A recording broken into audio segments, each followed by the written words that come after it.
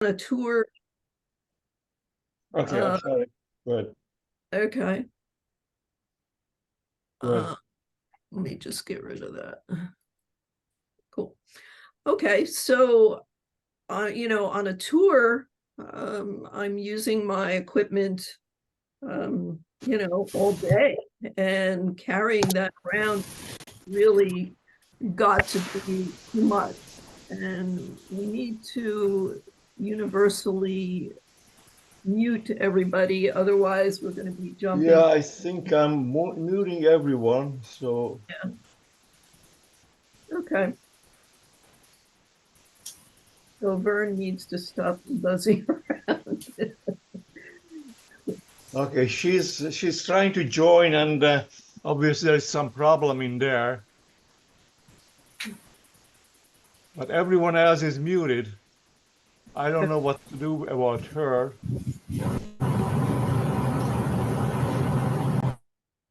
Okay, great.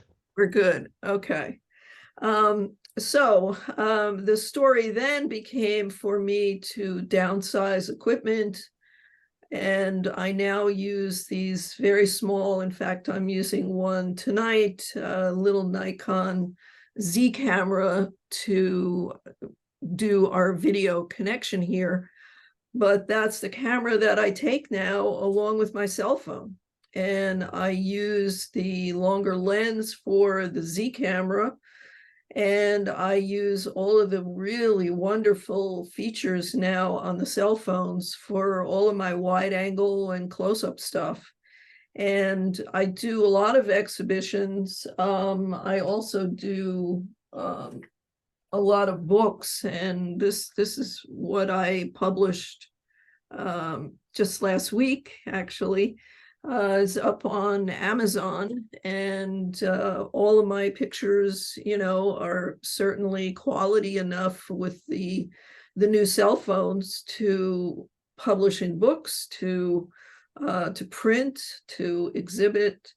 And I've blown them up to 20 by 30 inches, and they're literally sharp as a tack. And what you'll see as I go through and show you some examples of some of my work, you'll see that I'm moving into a more painterly kind of presentation.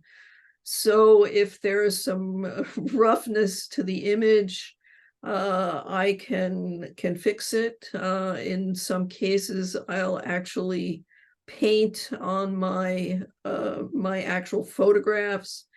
So I'm a little more into maybe mixed media, sometimes even including collage or image transfers into my work that gives it a very different look. And I'm sure, as you're already aware, galleries are not overly excited about taking photography into their space to sell in commercial spaces. So you have to kind of offer something a little different today in terms of your presentation. So what I did want to start with now is to talk about the actual native camera. And I mean, we're all familiar with the layout, and what I'm going to make reference to this evening are apps that you can choose. And these are apps that go with either the iPhone or the Androids. So, what I'm talking about is the same for both phones. So, I did want to go to the actual phone itself, um, and into the native camera edit situation. So I'll just pick a photo here, and we can play with it. And on the screen, you're going to go into edit, and then You certainly have all of these little icons that you can choose from to alter your image. I'm sure this is kind of pretty basic for some people.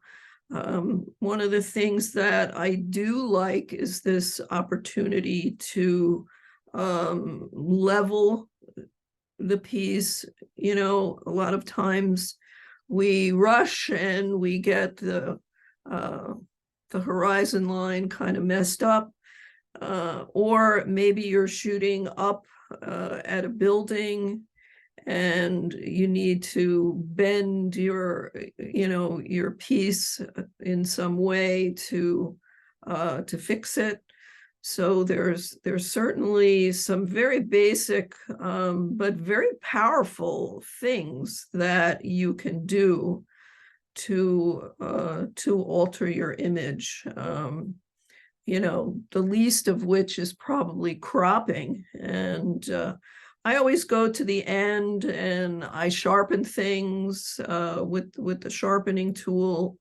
I try to make things a little more defined with definition and maybe a little noise reduction. And a lot of times I'll use the vignette tool to kind of darken some of the edges and so forth. So basically, you know, that's what you have at your disposal right there in the camera. Of course, this is an iPhone. I'm sure that the Androids have the same kind of capabilities. So if I do get something that I really like, I'll mark it with a little heart icon, which is kind of fun, so that I know that it's already going into an album that's, you know, where my favorites would be located.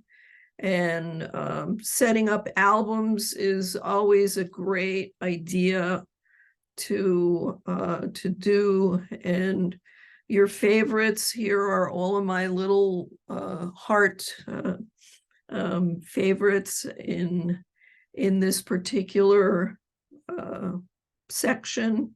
And it's an easier way to be able to find your images, the ones that you really like. So it just makes a lot of sense to set up albums for your different trips and that kind of thing. So that's kind of the basic story for the phone itself, being able to, within its native editing situation, to be able to do something. Now, what I use a lot, okay, is Snapseed, which I'm sure you've heard of. I highly recommend it for sure. And we can play with some of these images. So it's a very simple program, but in terms of learning it, I would say, but it is a huge, big advantage to having this particular app on your phone. It's free, you know, nothing wrong with downloading a free scenario. So I would bring in the picture, I would tap on tools, which then opens a whole list of different types of things that you can do. Starting in the upper left corner, you can fine tune things by choosing from a list of topics here, and in terms, maybe just we want to brighten something. So if you choose brighten, up at the top, the very top of the page, you see where it says brightness 0. You put your finger on the little story and the little notch that's there, and you can slide your finger back and forth and brighten up the image. And down in the lower right corner, once you get it to where you want, you touch the check mark and it has saved your changes for you. And then you can export it. And I always save a copy. And it automatically, you see successfully saved, it automatically saves it to my camera library. So it's a very cool tool. And you know, your native camera edit area is only going to take you so far. And I always start there because it's right there. It's easy. My image is already right there. You just hit edit, you jump in, then you start fixing things. If I get to a point where I need to maybe clone something, you know, I want to get rid of something in the picture, I will then take it to Snapseed because Snapseed does a great job in getting rid of things. And let me just find a picture we can use for that. So I'm going to go back to my device and see. Seems everybody has a puppy tonight. So here's my little kid, and she loves to be on the couch with me. But I'm just going to, you know, it's clearly not a great photo, but I'm going to take you through some of the things. So if I wanted to get rid of something in that particular picture, I go to the third line down here, all the way on the left. There's like two band-aids that are crisscrossing. It's called healing. And if I go into healing and I wanted to get rid of what's happening on the TV, it's going to do some weird things. But eventually I can bring it down to something that might obliterate or simplify my background, or, you know, I just take my finger and rub it across the screen and it picks up pixels that it kind of wants to do. And if I want to go back to tools and maybe just crop out a lot of things, I'm going to hit the free story and go up here, which I probably would have already done, frankly, on my native camera edit story. But there's my kid. And maybe I want to get rid of this basket that's up in the back there, or just subdue it somehow. I can kind of go around things and it's going to pick up pixels and try to diffuse the story. I wanted to get rid of the writing on her little shirt. I would have to go back in. There's an arrow here at the bottom that's pointing to the left, and I can take out changes that I've made. So it's very easy to just manipulate things, get rid of little bright areas up in the top there, maybe even down here near her paw. Just funny little things that there's no way that I would have been able to get rid of, frankly, with the native adjustments.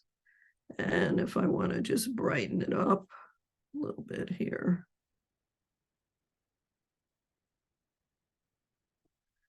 And hit the check mark and export always. And we're good to go. So first is certainly your native camera edit system.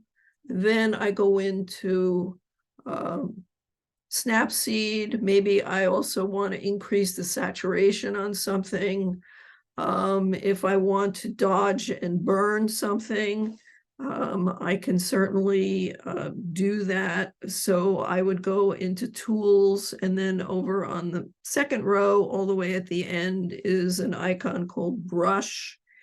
And I can dodge and burn, and I can pick the amount of dodging or burning that I want. And here I want to darken this rug area in the back. Maybe the rug underneath my coffee table. So there's ways now, and I'm just using my finger right on the screen. If you tap twice on the picture, it will blow it up, and it will give you this little guide here that you can use to then just kind of color in stuff, darken areas, and hit the check. And we're going to accept that and export it. And we're good to go.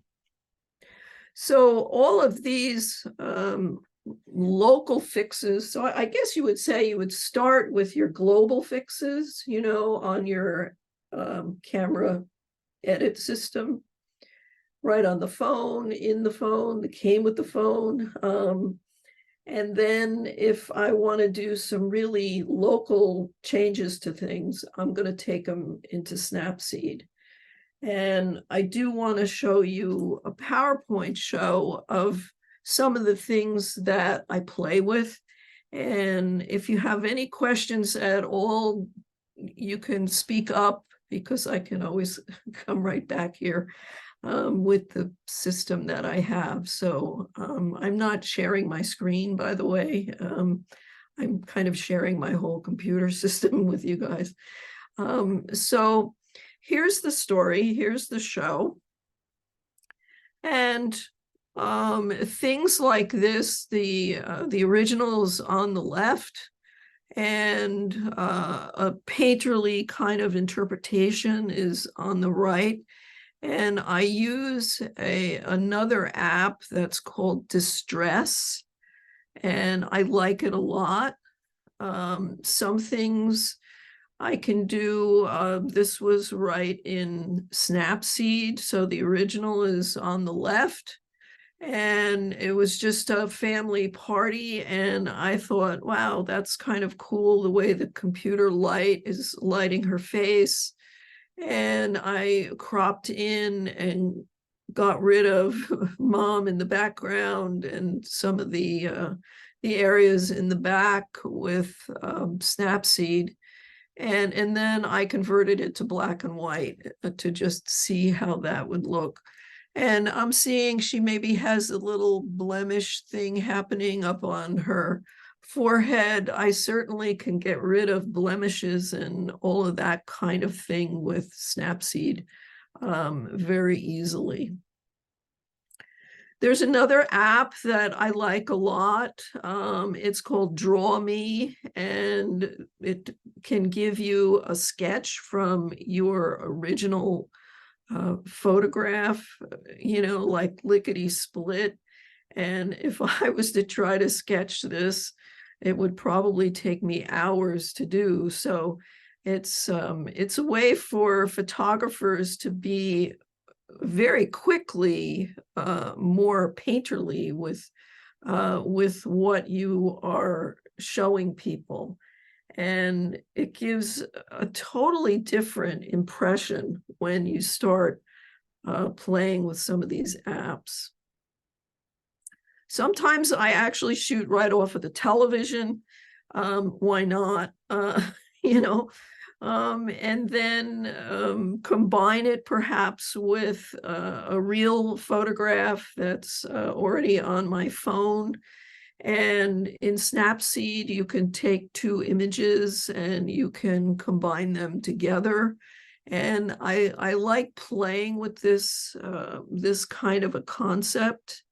And for those Outlander enthusiasts, I shot this right off of the TV. And if you watch Outlander, you know this is the kind of the iconic opening that they have for the show. And combined it with the other picture I shot on the TV and some other things to just see where I can take it, see what the story is.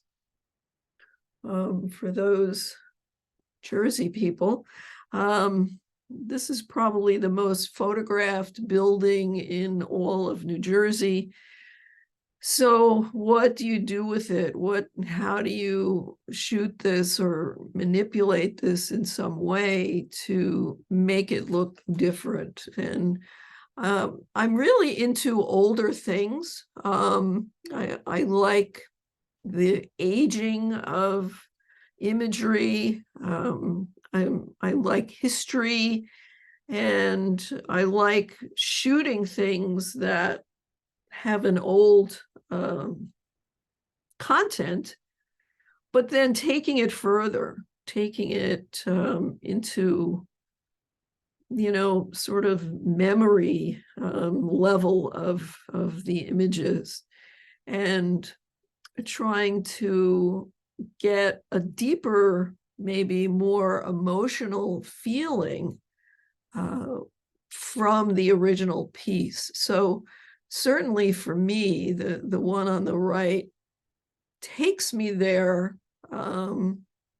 like a time traveler scenario. And I do like that a great deal to do with older types of subject matter.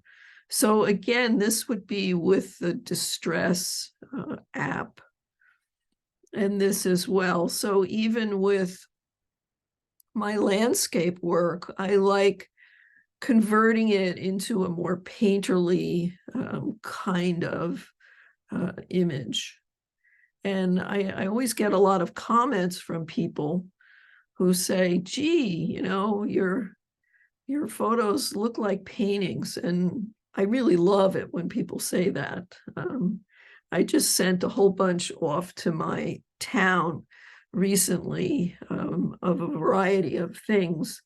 And I get a lot of grants actually locally from my county to shoot the historic sites in my county. And that gives me a great deal of opportunity to find things that are old for sure, and photograph them, and then kind of start to manipulate them.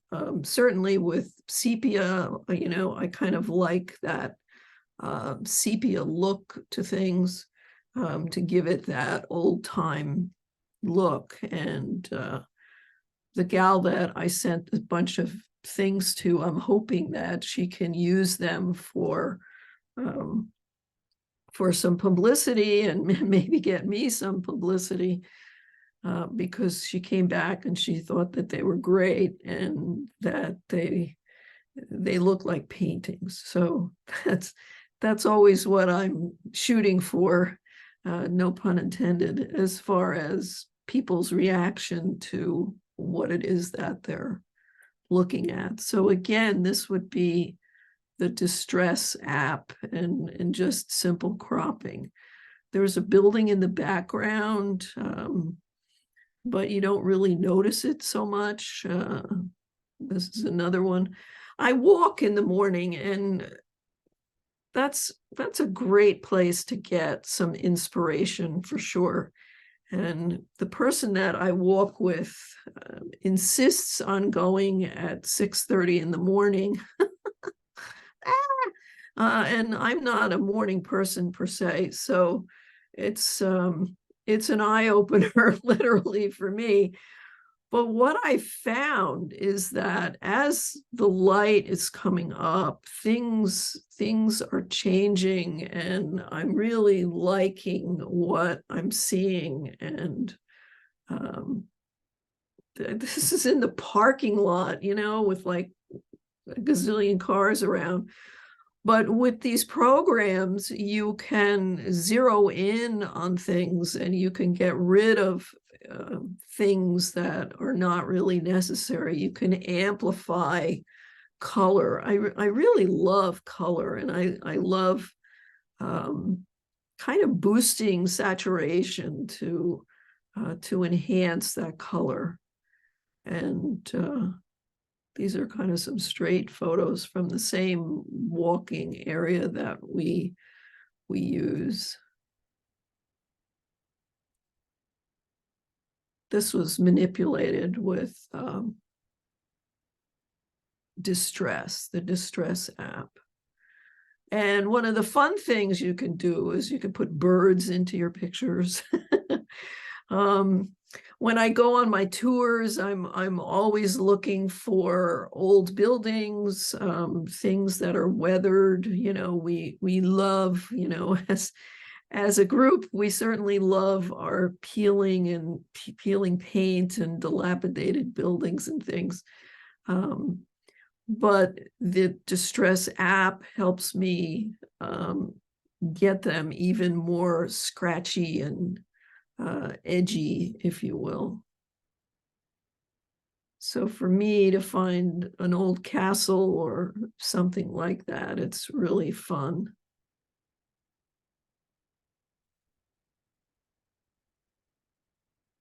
This was in Venice in a mask store, and one of the things that you can do with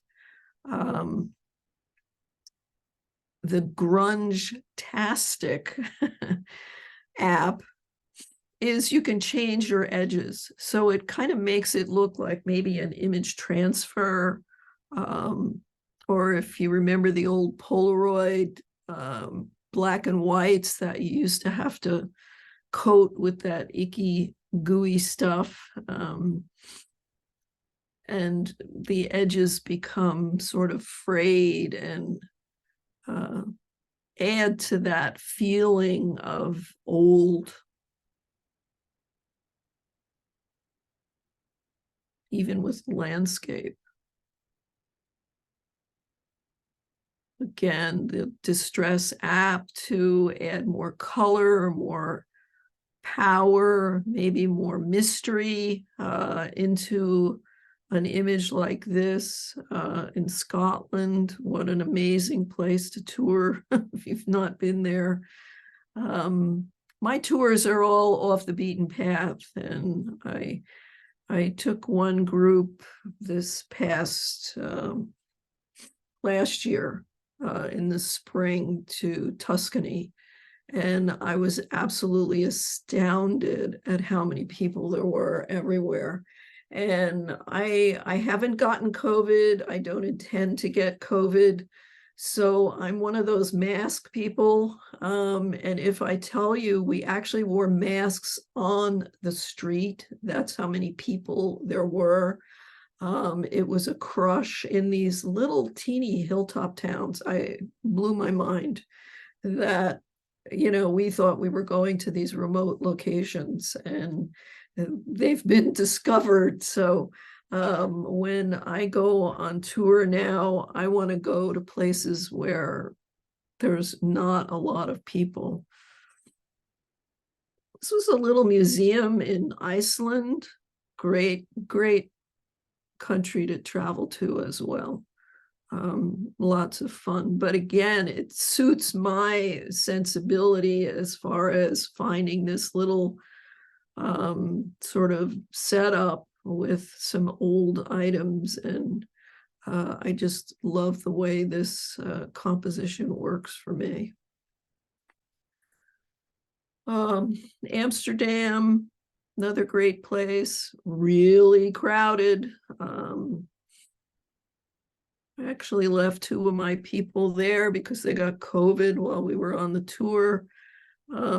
not wearing a mask when you're in the public areas is definitely not smart as far as my findings, how I like to travel and stay safe. But this again is the distress app, and I really like the painterly part of it, to be able to go in with Snapseed and locally change saturation, I think is kind of a real bonus for Snapseed.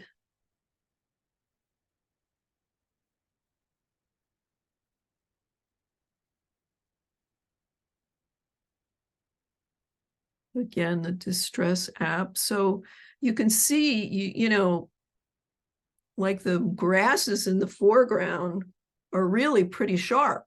And what's been distressed and gotten the texture is just the sky area. So you can kind of manipulate how much distress you want an area to have. And it's actually one of my favorites from my morning walk. And, you know, I wanted the red grasses in the foreground and the lower right to be a richer red without increasing the saturation on the greens. Because, you know, as you know, if you do a global saturation change on a landscape picture, you're really pushing the greens into basically being oversaturated.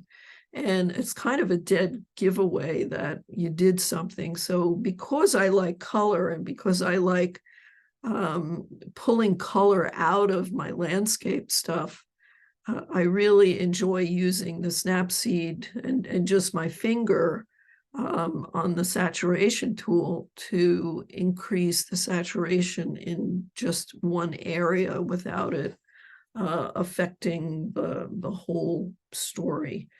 So that's that. Then the other thing that I wanted to talk to you about, oh, do we have any questions, by the way, by anybody? Nancy, Yeah. basically you are using two apps, the Snapseed and the Distress app, right? Or do you use other ones? Yes, let me just go in here. So Snapseed is the app with the leaf. And Distress is this one. Right. But Distress FX. do you use other ones as well, or just those two? And then for sketching, I use Sketch Me, which is kind of fun. This is the one that I use to convert, you know, the photo to a black and white sketch. Mm-hmm.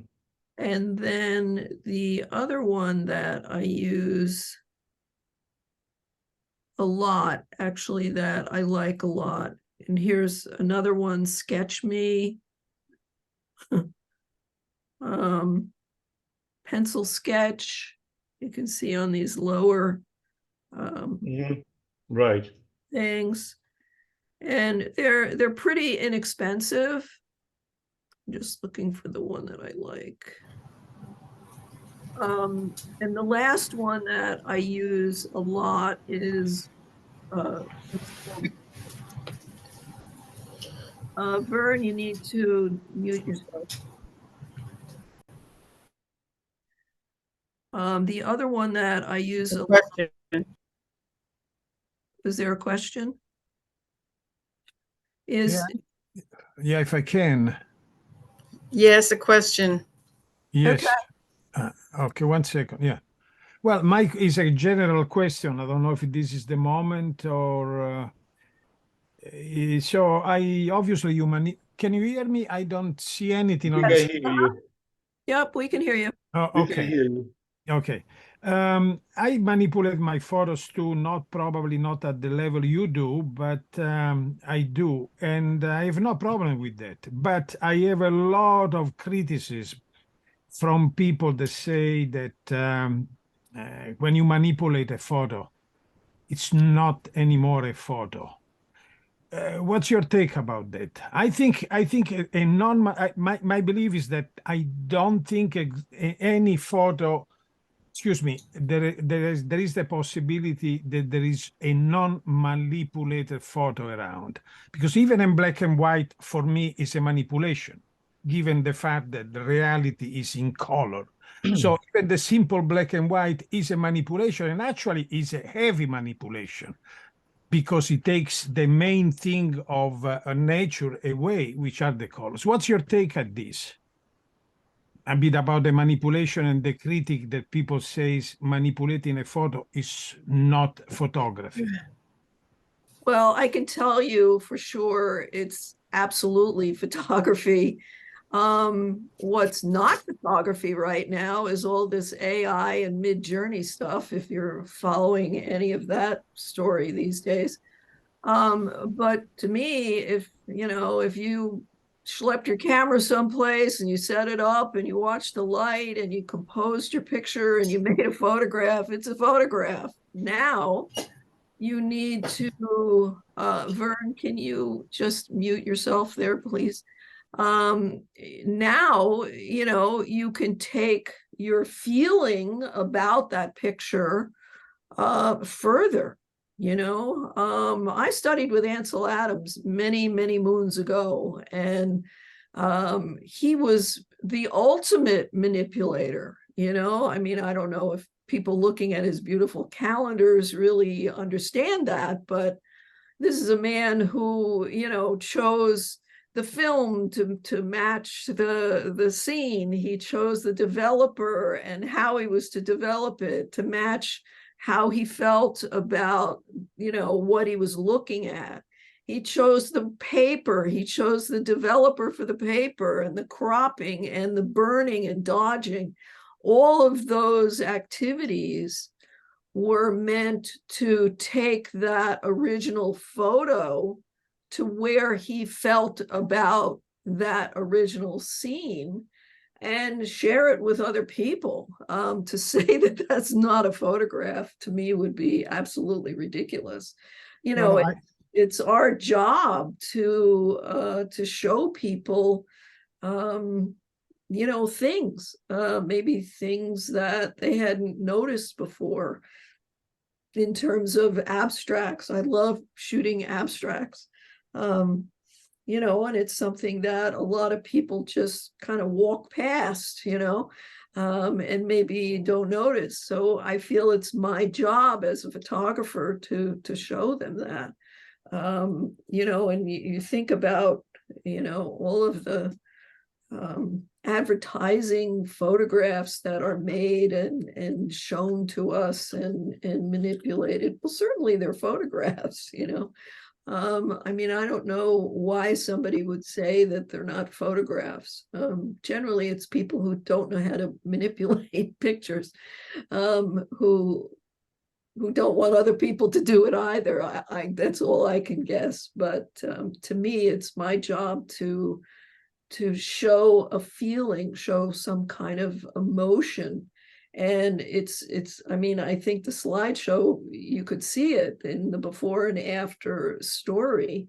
Before, it's a straight photo. It's not necessarily manipulated very much. I mean, you have to sharpen. I don't think Ansel ever produced a photo out of the darkroom that he didn't vignette. I mean, it was part of what he did, partly because he was correcting some of the fall off of the image around the edges, but he would vignette things to hold the eye more into the photograph instead of having that brightness on the edge that would maybe take the eye out of the photo. So I don't know, does that answer it? I mean, these are Yeah, high. I that's agree. very- I agree 100% with you, of course. But Oh, this is a constant criticism that they do. And I answer basically like you say, you know, I want to bring my photos to another level. My exactly. level is where painting and photography blend, but yes, but in this contest, I feel that artificial intelligence is another tool, not more than that. Exactly. As long as I use it as a tool to improve my photo, not as a tool to make a photo. Exactly. That's my feeling. But I know very little artificial intelligence. I really cannot say. But that's my bottom line at the moment. a lot depends on what word you use. Manipulate is a bad word. People get mad about manipulating. Process is a neutral word. Okay. And The thing is that And- they use the word and the manipulation. question in my mind is whether you're using a photographic process to achieve the visual image.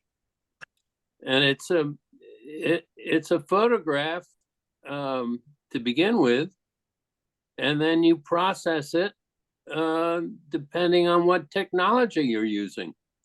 Years ago, Ansel Adams used one technology. Today, we use a new technology. Tomorrow, it'll be another. But it's still a photographic process. And it is not, it's a creative process. It's not negative manipulation, it's positive processing. That's a Good. great point. And the argument goes back to, you know, when Richard Avedon or a fashion photographer pretty much staging photographs or even historical photographs from way back when, where it looks like it's a spontaneous photograph and it was staged. So is that false? That was the argument. That's the inception of the photograph. And now it's, what do you do in terms of using the tools to create art? And I think that's what folks are doing. When I look at the still lifes that that Sergio's done and some of the photographs that Moby's done with some manipulation, it's art. You know, Bad word, yeah. not manipulation, processing. Processing and turning them into art. And it's fascinating to expand the capabilities of the art form, which is what you can do with these tools. And some of these that Nancy showed are fascinating. I hadn't worked with distress. I tend to work with Photoshop, where it's many similar tools, obviously. But just fascinating the work you can do with this. And it's very positive in my mind as well. I have a question for Nancy. Sure. In your processing, is it all done on your phone, or do you transfer it to a computer and do it there? It's a good No, question. I do it all on the phone. And when I'm traveling, it gives me something to do, you know, in the van, when we're going from place to place. And by the time we get to the next stop and next photo op, I can show people what I've done, you know. It's to me, it puts some fun back into the story. You know, the dark room was so labor intensive, and you know, you needed so much stuff. You know, I used to have a dark room here in my house, and many years ago now, I sold everything off. I made the mental commitment that I'm going to go digital, and now where that dark room was, it's no longer dark. It's my computer room that houses all of my computers. I know the process. Yeah, it's you know, I often have people ask me, you know, what do I do with my stuff, you know? it's hard to find a place to put it now. Some of the high schools still have dark rooms, and not for nothing, I'm really glad that I started in the dark room, because it gave me a totally different sense of light and the importance of light and watching for it. A lot of people ask me, what is it about a photo that catches your eye, or makes you want to stop and make a picture? And of course I consciously use the word make and not take, because that in my mind implies somebody stealing something and running away. Yes, to make a photograph, that's what we're doing when we start employing process. Okay. Different types of scenarios. It's to me, it's really fun. It's really fun. And I don't need to have a big computer. In fact, I don't use Photoshop, and everybody kind of goes, what? But it's not a program that I need. And frankly, the learning curve, yes, I know for us seniors, learning new things is always good. But I choose to learn other things. Okay. Right now, just trying to understand AI and how that works. But I don't use Photoshop. On my good camera, my D800 images were all manipulated with Aperture, which was an old program, Apple program. They haven't supported it in, I don't know, maybe 8 or 9 years now. But guess what? It still works on my old computers, and I like it. It's fast. It gets me where I want to go with my images, with the type of photography that I like to do. And now what I'm finding is these apps on my phone are really all I need. You can enlarge the picture. Very rarely. I have an iPad, but I don't even think about using it, to tell you the truth, because the phone is always on me. It's always in my hand. And I just go to the app and I use my fingers to make the image bigger so that I can, use the little, erasing thing and cloning out stuff and what have you, or dodging and burning. It's so easy. And that's what I love about it. The older I get, the easier I want things to be. I don't know about you guys, but yeah, I don't need, big software programs anymore. I guess I'm kind of retro in that way, but when people ask me what is it that makes, for a picture for me, it's always the light.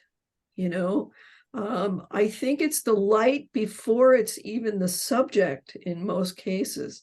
I see what the light is doing, where it's coming from, how it's maybe raking across to something to create texture and bring out, create shadows. I mean, light and shadow, holy cow. To me, that's really what the whole ball game is all about. And I don't know if I would feel the same way. I think probably would be great to talk to some younger photographers and see how do they feel, like what do they see first. My guess is that they see the people, they see the buildings, they see the stuff, where I see the light first. And I think that absolutely comes from being in the darkroom for many years, and studying with certainly the master of darkroom process. That must have been something. It was have a awesome. I have a question as well, actually twofold. First, thank you so much for showing the wizardry that you master with your iPhone. I do the same, by the way. I only use Good. the iPhone. It's phenomenal. And I have questions about that. Two things. How did you add the birds? Because you said, oh, I just added the birds. Is it because you put two? How did that happen? And then the second part is the Polaroid. First and foremost, I filmed a lot in sepia when I had my first TV show. I love it because it's timeless. Yes. That Hollywood glamour of those old Hollywood movies, right? It's just an era and it's always soothing. How do you add the birds? And then how did you have that Polaroid vibe? And maybe third, what does Snapseed does that just the changes when you have an image on your iPhone, you can do edits, you can add light, warmth, sharpness, all these little things in the first, gradient of changes. What is a Snapseed add that the regular iPhone doesn't add? How do you add the Polaroid vibe and how do you add the birds? Nancy and Pamela, this is going to be a great discussion, but we're nearing 8 o'clock, and I think answering these questions goes back to how to use the tools. And Nancy, maybe it's a good time to talk to how folks can contact you directly to get more specific and detailed thoughts, as I know Pamela, myself, and the others would love to know how to use these tools in more detail. So just in terms of being sensitive to the time, perhaps Nancy, we can do that in terms of how best to contact you and the types of things that we can contact you with to get some of these questions answered. Sure. This is my my email. You can always drop me a note. And this is my website. Now, my website is in the process of being totally reworked. So this one will actually take you to my old site. But if you're interested in some of my workshops that are coming up, I do a lot on Zoom, mostly because of this system that I have kind of created here. And in many cases, I can show you things on Zoom, maybe even better than if you were standing here with me. So these are, you can always drop me a note. That's probably the best with questions. But I can show you the bird thing really fast. Okay. Okay, so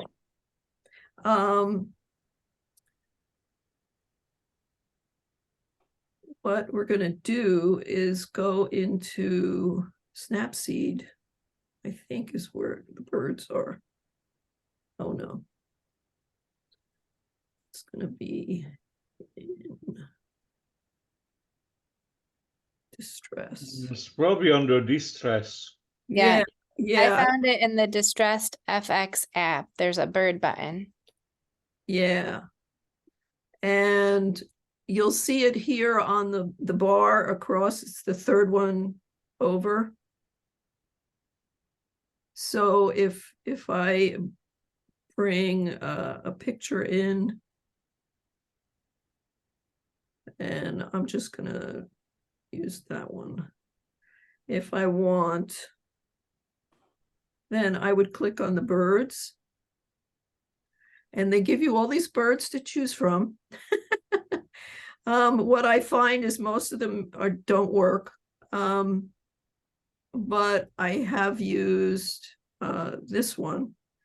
And what happens now is the birds are there, and I can take my finger and I can move them to wherever I want to position them.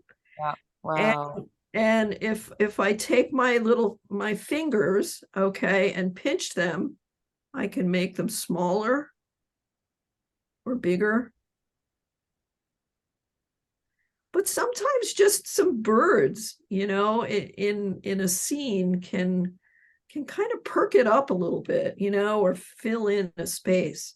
but that's now on the Distress app. And it's so easy to do. You just pick the So bird. bottom line here, those birds belong to the app, not you. Yes, Okay. part of the process. A part of the Right. positive process. Well, thank you, Nancy. Now you mentioned that you do tours. Did you want to mention any tours coming up or anything? You can always email me. Next year I'm doing England in the spring, and that's going to be castles and gardens. Northern England, Lake District, fantastic. I've done it in the fall and it was so great. I want to go back and see it in the spring with the gardens and things starting to bloom and what have you. The castles, for the most part, are all falling down and wonderful. And some estates and some mansions that we go to, fantastic. Northern Ireland is also following the England tour, and that's all landscape, countryside, small villages, off the beaten path.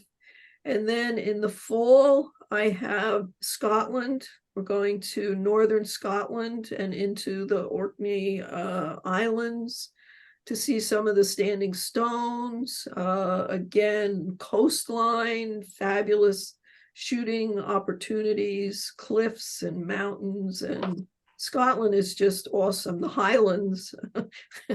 I'm also We're going there. an Outlander Russ lover. and I are going there in the spring. Well, thank you, Nancy. Very helpful, certainly to me and certainly to the rest of the group. Well, it's got to be fun, make it fun and Yeah. easy.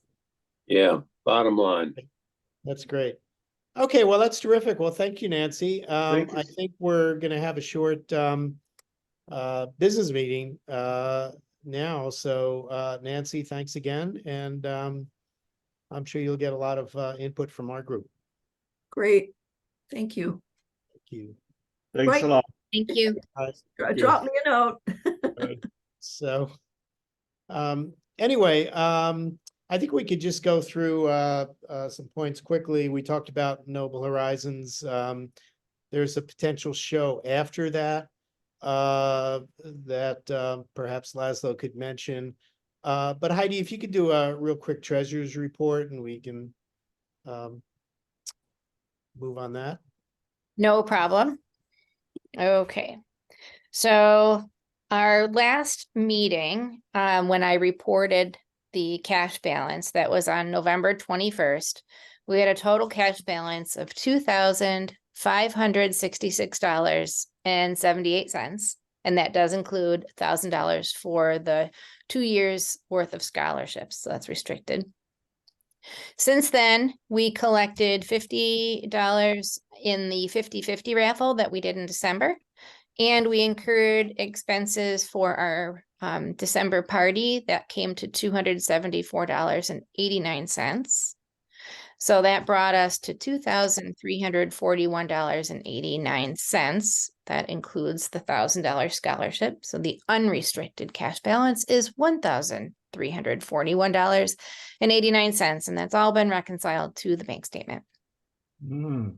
Great, great. And I should mention, I should mention one more thing. There are 5 people who owe dues. None of them are on the call tonight, but just so you know, there are 5 people that still owe dues. So I have emailed them 6 times.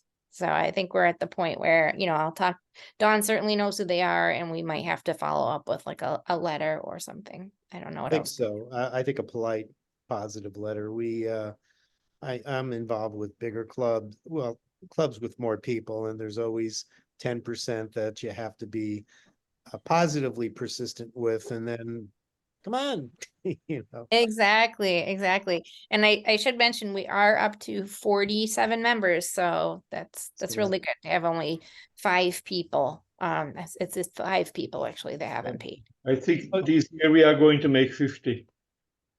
And That's the we goal. have, and at the Noble, we have some images from a young person, I think, and some new members.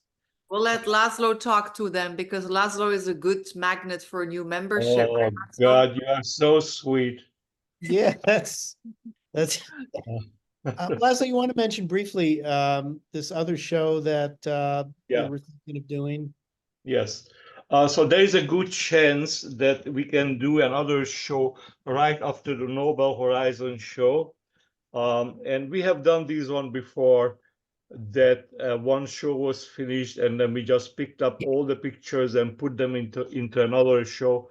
So, and that's what we are planning right now. So when the show ends at Nobel Horizon on February 18th, we can just pick up the pictures and bring them into the new place. And it's gonna be in Canaan. It is not 100% sure yet. You know, I haven't seen the place yet, but it's, let's say, like 95% sure, okay? So I gotta go and check out the place. It's supposed to be nice and really big, like 2,000 square feet. So we should be able to even accommodate more pictures than what we have in the Noble show, in case someone wants to bring in more, images. You know, it'd be great to do this in Canaan because the town's undergoing a nice renovation. Somebody bought the movie theater and they're going to turn Yeah, that into it's something similar to. gotta be right next to the movie theater. Yeah, it's going to be Mhm. similar to what's going on in Millerton. You got the brewery there. It's all very nice, and that'd be great because it'd be easy to just move the pictures over without Yeah, that's like the other would be ones. very simple. Yeah. What would be the dates, Laszlo? I don't have anything, concrete yet, so it's just that we take the pictures over there and we'll figure out, maybe in 1 or 2 weeks after that, we'll have the opening. Mhm. These just, just discussing it at this Yeah. point. Terrific. Well, great. I think that's all we had, but any new business that anybody wants to bring up or Though- points? The usual thing that I bring up at the meetings, that please send me Yeah, some. I had an newsletter. idea. I had an idea. If we talk about business, I noticed a lot of people do business over Facebook and Instagram, and we have our own Facebook group. Mhm. So how would we feel about, offering our images for sale through Facebook? We can do that.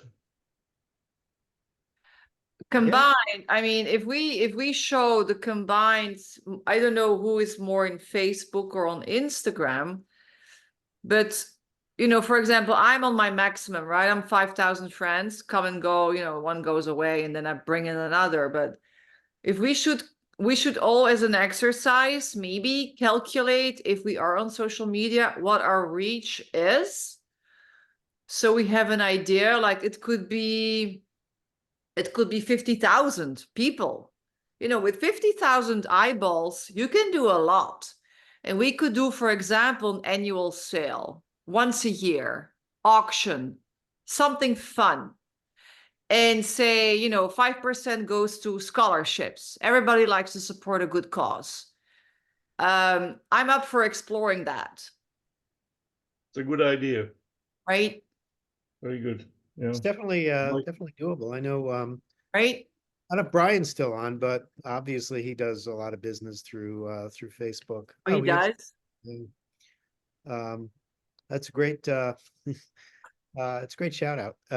That's a great tool. That's great, Pamela. So Laszlo, you were just finishing up. I don't know if we finished with what you were saying. Oh yeah, it's just the usual begging for pictures or articles for the newsletter.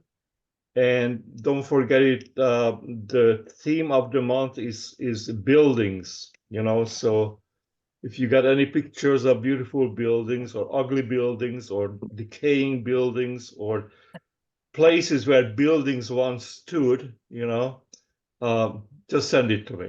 Do you also want distressed buildings with birds? That's the one, exactly, that's what I want. Got it. Yes. Mastered it. Maybe decaying buildings with scavenger birds. Yeah. Vultures. All right. If there's nothing else, I thought this was a great meeting. It was very informative for me, being pretty conservative and just sticking with Photoshop and regular cameras. But anyway, I hope everybody enjoyed it, and It's fun to Happy play New with you. Year. And I hope to see everybody on Friday Okay. for the show. Good night, everyone. Everybody. Bye, Bye-bye. everybody. Good night. Bye. Bye. Take care, guys. Bye. Sergio looked pretty mysterious there. I just wanted to say that, Sergio. Yes. Yeah, that was a good, yeah, look at the mystery of Sergio. He looks like Yeah. a Fellini movie. It's a The Fellini. mysterious Yeah. Italian. It's cold and dark. Oh, yeah, it's so. Here too. That's it. All right. Take care, guys.